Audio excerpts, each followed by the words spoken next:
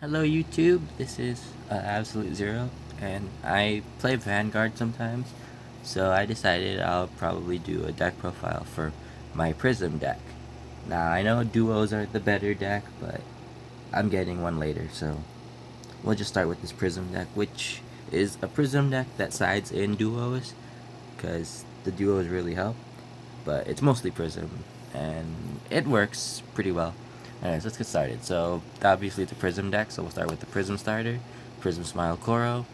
So, her skill is when another unit is bounced, she can bounce to your hand as well, and she's Forerunner, so that's pretty nice.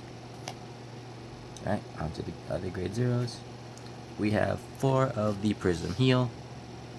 So, yeah, it's a trigger, it's Prism, pretty nice for that. Next, we have 4 of the Prism Draw. Same thing, just a draw trigger for prisms. Next, we have 4 of the Prism Crit. Crit trigger prisms, crit trigger is always good, and since it's the archetype, there you go. Finally, we have 4 of this new Duo Crit. So, its skill is when you have a Duo Vanguard and you bounce a unit, you can counterblast 1, put this card at the top of your deck to search out a copy of the card that you just bounced, and then you shuffle your deck. So it's nice because it's a crit trigger, and duos can always have more of that. Or, well, any deck can always have more of that. And because I do run some duos, it's pretty nice. So we'll start with my grade 1s, the Limit Break Remover, Prism-duo Loretta, so she does count as a duo Vanguard for the crit trigger, but also she is the Limit Break Remover, so Labrador skill can go off a lot easier. Next we have 3 of this Stride Enabler. I tried not to ride her because she's the Stride Enabler and she's neither Prism nor Duo. Ideal rides would be anything that says Prism-duo in it, so that's why most of my grade 1s say Prism-duo. She is like the only bad one to ride. But yeah, so she's a Stride Enabler. Next we have 3 of Prism-duo Yarmuk. So she's just a Prism-duo, so she's a good ride, and her skill is whenever something bounces, you can add, or this unit gets plus 3,000. So it's nice for boosting, or she can swing on her own. And next we have 4 Prism-duo Aria, the perfect guard. You can run Kukori if you want, but I need more cards that say Prism-duo. So yeah, there's that. So that's it for the grade 1s. On to the grade 2s of the Prism deck. We have 4 of the old Celtic. So she's a Prism, and when she bounces back to your hand, you can Soul Blast 1 to give another unit plus 4,000. So that's nice. Next we have the new Celtic. So her skill is when she attacks a Vanguard and hits, you can counterblast 1 card that has Prism in the name, which is why you have to run a lot of Prisms. And then you can bounce another unit on the field back to your hand and draw a card. So she's a really good grade 2. She puts pressure. And yeah, she's just there for pressure.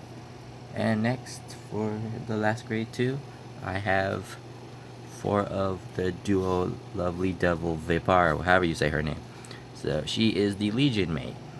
Her skill is when she is bounced, you can counterblast 1 to search another copy of your, or to search another copy of a card on your field.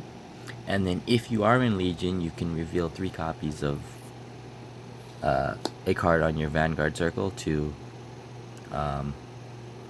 unflip a damage.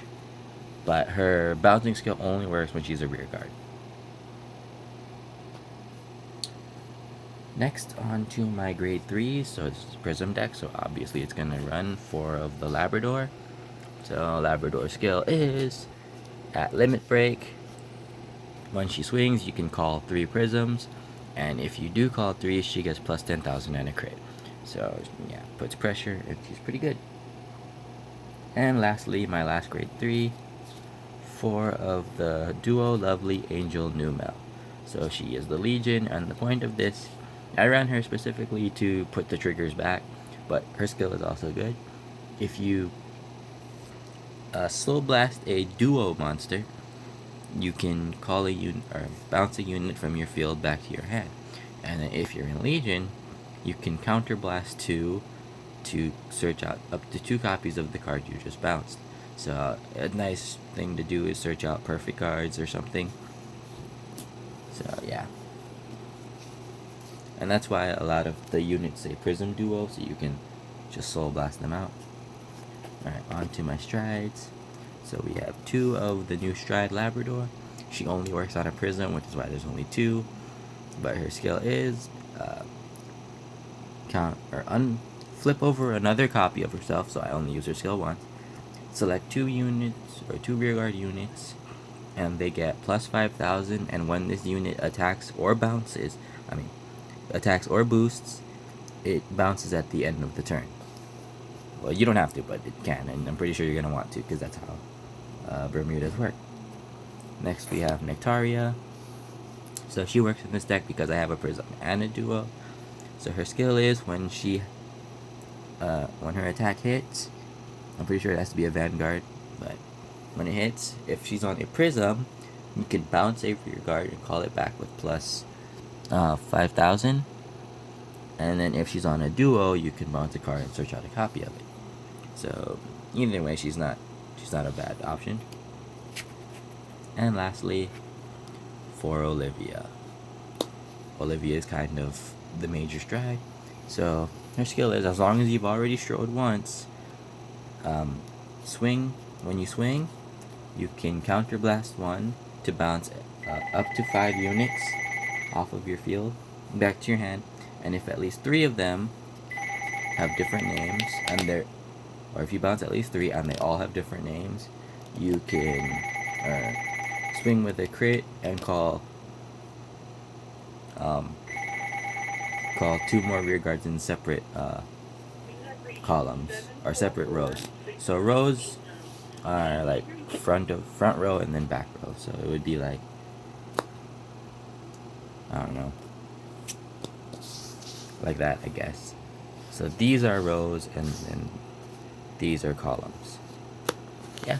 Anyways, let me know what you think in the comments below. And thanks for watching.